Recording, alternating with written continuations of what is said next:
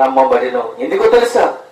క్రీస్తుడని జనముల్లో ప్రకటించినప్పుడు లోకమందు కూడా ఏమైందంటే నమ్మబడింది. అయితే ఆరోహణుడై తేజోమయుడై ఉన్నాడు నా ప్రభువైన యేసుక్రీస్తు. ఎప్పుడు తెలుసా? ఆయన 3.5 సంవత్సరములు ఆయన రాజ్య సువార్తను ప్రకటించి తన తండ్రి యొక్క వాగ్దానాన్ని నెరవేర్చి తన బిడ్డల కొరకు ప్రాణం పెట్టి ఆయన ఏం చేశాడో తెలుసా? ప్రాణం పెట్టి సమాధి చేయబడి ఆయన ఆరోహణమయ్యి తేజోమయుడిగా ఆయన తండ్రి యొక్క రాజ్యానికి వెళ్ళిపోయాడు. ఇప్పుడు నీవు ఎవరిని ఆరాధించాలో తెలుసా? ఆరోహణమై ఉన్న నా నజరుడైన యేసుక్రీస్తును ఆరాధించాలి. తేజోమయుడైన 1000 సూర్యుల కంటే తేజోమయుడైన యేసుక్రీస్తును నువ్వు ఆరాధించాలి. అంతే తప్ప గాని స్నేహితులను ఆరాధించడం కాదు, బంధుమిత్రులను ఆరాధించడం కాదు, కుటుంబాన్ని ఆరాధించడం కాదు. నీ లక్ష్యం దేని మీద ఉండాలో తెలుసా? పౌలు అంటున్నాడు, గురు యొద్దకే నేను పరిగెడుతూ ఉన్నాను. నేను పరిగెట్టేది గురు యొద్దకే పరిగెడుతూ ఉన్నాను. పందెంలో పరిగెట్టేవాడు బహుమానాలు పొందుకోవడానికి పరిగెడుతున్నాడే గాని బహుమానానికి పొందుకోకుండా వెనక్కి తిరిగి చూడడు. ప్రియమందిరానికి బిడ్డలారా, మరి యొక్క మాట మనం చూస్తున్నట్లయితే ఆయన మరి యొక్క విషయంగా మనతో ఆయన మాట్లాడుతూ ఉన్నాడు. చూడండి ప్రియమందిరానికి దేవునికి బిడ్డలారా, చూడండి హెబ్రీయులకు రాసిన పత్రిక 1వ అధ్యాయం 3-4 వచనాల్లో ఆధారంగా చేసుకుంటే ఆయన దేవుని మహిమ యొక్క తేజస్సును అనగా నానా భాగములుగాను ఆయన తత్వము యొక్క మూర్తమంతై ఉన్నది తన మహత్తుగా మాట చేత సమస్తములను నిర్వహించు పాపములు ఇష్టములు శుద్ధీకరణములు తానే చేసి దేవదూతల కంటే ఎంత శ్రేష్టమైన నామము పొందునో వారన్నిటికంటే అంత శ్రేష్ఠుడై ఉన్నత లోకమందు మహామహారుడు దేవుని కుడిపార్శ్వమున ఆయన కూర్చున్నట్లుగా మనం చూస్తూ ఉన్నాం. దేవుని కుడిపార్శ్వమున ఆయన కూర్చున్నాడు. పురుషునికి తండ్రి అయితే నీకు ఎంత ధైర్యము, లాయరునికి తండ్రి అయితే నీకు ఎంత ధైర్యము, ఎస్ఐ నీకు తండ్రి అయితే నీకు ఎంత ధైర్యము, ఒక జడ్జి నీకు తండ్రి అయితే ఎంత ధైర్యము. నువ్వంటావు మీ నాన్న పోలీసు అయితే ఎవడన్నా అడిగితే మా నాన్న ఎవరో నీకు తెలుసా అని అడుగుతావు. మీ నాన్న ఎస్ఐ అయితే మా నాన్న ఎవరో నీకు తెలుసా అని అడుగుతావు. మీ నాన్న లాయర్ అయితే మా నాన్న ఎవరో నీకు తెలుసా అని అడుగుతావు. మీ నాన్న జడ్జి అయితే మా నాన్న ఎవరో నీకు ఏమన్నా తెలుసా అని పౌరుషంగా మాట్లాడతావు. నేనంటాను, ఇక్కడ కానిస్టేబుల్ కాదు, ఎస్ఐ కాదు,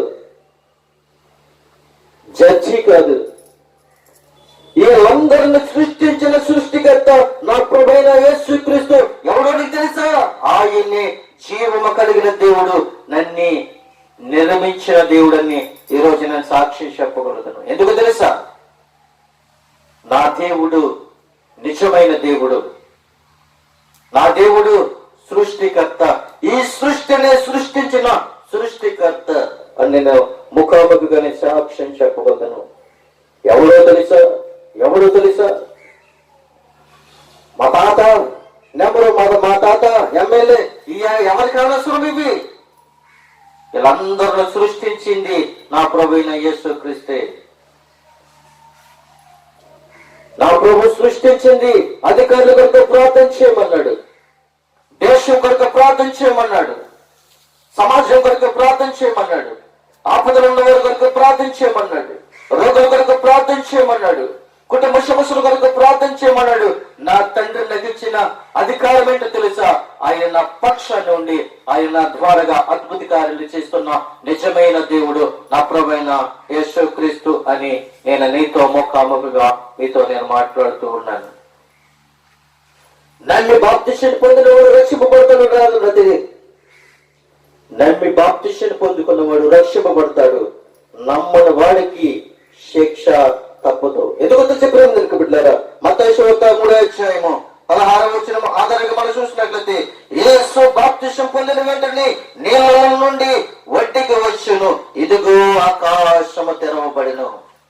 నా ప్రభువైన యేసుక్రీస్తు శరీరధారిగా ఈ లోకానికి వచ్చినప్పుడు యోహాను చేత యోర్దాను బాప్తిసం పొందినప్పుడు ఆకాశము తెరవబడ్డది.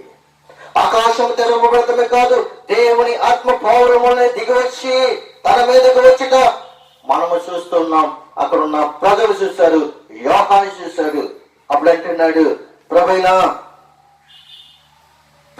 దేవుని యొక్క కుమారుడు యొక్క తండ్రి అంటూ ఉన్నాడు. యెహోవా దేవుడు అంటున్నాడు, ఇదిగో ఈయనే నా ప్రియ కుమారుడు, ఈయనే నా ప్రియ కుమారుడు, ఈయన యందు నేను ఆనందించుచున్నానని ఒక శబ్దం ఆకాశం నుండి దిగవచ్చింది. ఈరోజు నీ తల్లిదండ్రులు కుమారుల మీద గాని కుమార్తెల మీద గాని ఆశ పెట్టుకున్నప్పుడు ఏమంటారో తెలుసా? ఏమంటారు తెలుసా? నా కుమారుడు దైవ భక్తిలో ఎదిగిన కుమారుడు, నా కుమారుడు దేవుని యందు భయభక్తులు కలిగి జీవిస్తున్న కుమారుడు, నా కుమారుడు నా చెప్పు చేతుల్లో ఉన్నాడు అనగా దేవుని యొక్క చెప్పు చేతుల్లో ఉన్నాడు. ప్రతిరోజు ఉదయం లేచిన వెంటనే వాక్యం చదువుతాడు, పాటలు పాడుతాడు, వాక్యాన్ని ప్రకటిస్తాడు. నా కుమారుడు అనేక మందికి సాక్షిగా నిలబడ్డాడు. దేవాది దేవుడి తన కుమారుడు యందు నమ్మిక వస్తే నీ కుమారుడు మీద నీకెందుకని ఈ రోజున నమ్మకం పోయింది అనంటే పౌరుడికి కారణం ఏమిటి అనంటే లోక ఆచారాలు, లోక సంప్రదాయాలు, లోకములో కలుపుల కథలు, పనికిరాని వ్యక్తుల ద్వారాగా వాళ్ళ జీవితాలు పాడు చేసుకుని తల్లిదండ్రులని ఎదురిస్తూ తన యొక్క జీవితాలు పాడు చేసుకుంటున్నారు. ఈ రోజుల్లో నీ జీవితాలు పాడు చేసుకోవడానికి నీవే కారణము. నీ జీవితాలు పాడు చేయడానికి దేవుడు మరి యొక్క అవకాశాన్ని ఇచ్చాడు. ప్రియమందుకుంటున్నారా, దేవుని ఎద్దకు వస్తే నువ్వు రక్షింపబడతావు, రాకపోతే నువ్వు శిక్షింపబడతావు. దేవుడు నిన్నట్టు ఉన్నాడు. దేవుని పిల్లలందరూ కూడా ఆయన వారసులు, క్రీస్తుతో పాటు కూడా వారసులు.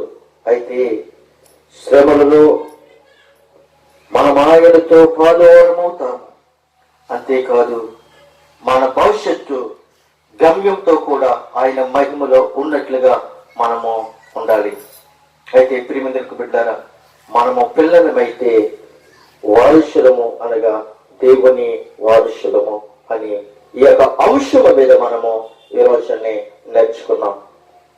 తర్వాత మనము ఇంకా ఈ రోమాపత్రిక 8వ అధ్యాయము 1 నుండి ఈరోజు 17వ వచనం వరకు ఒక్కో వచనములుగా మనము ధ్యానించుకుంటూ ఈ రోజుని 17వ వచనము ధ్యానించినందుకు, దేవుడు కృప చూపించినందుకు దేవుడికి నేను ఎంతగానో రుణస్తుడను. ఎందుకంటే జ్ఞానం లేని వాడిని, ఆలోచన లేని వాడిని, చదువు లేని వాడిని, పామరుని అయినప్పటికీ కూడా నేను పాపంలో పుట్టి పాపంలో పెరుగుతూ ప్రభు చెంతకి చేరి ఉన్న నన్ను ఆయన నన్ను పరిపూర్ణంగా చేసి పరిశుద్ధమైన మార్గంలో నడిపించి ఆయన నన్నును నా కుటుంబాన్ని నా పరిచర్యను ఆయన తోడుగా ఉండి అనేకమైన ప్రాంతాలలోనూ అనేకమైన గ్రామాలలోనూ అనేకమైన పట్టణాలలో కూడా నన్ను వాడుకుంటూ ఆయన యూట్యూబ్ ద్వారాగా, ఫేస్బుక్ ద్వారాగా, ఇన్స్టాగ్రామ్ ద్వారా, వాట్సాప్ ద్వారాగా ఆయన అనేక రీతిలుగా అనేక మందికి ఈ యొక్క వాక్యాన్ని అందింపజేసి అందరి జీవితాలలో వెలుగు నింపిన దేవుడికి నేను మరొకసారి నేను కృతజ్ఞతాస్తుతులు చెల్లించుకుంటూ నా మాటలు ముగిస్తూ ఉన్నాను. కొద్ది మాటలు దేవుడు దీవించి ఆశీర్వదించును గాక. ఆమేన్.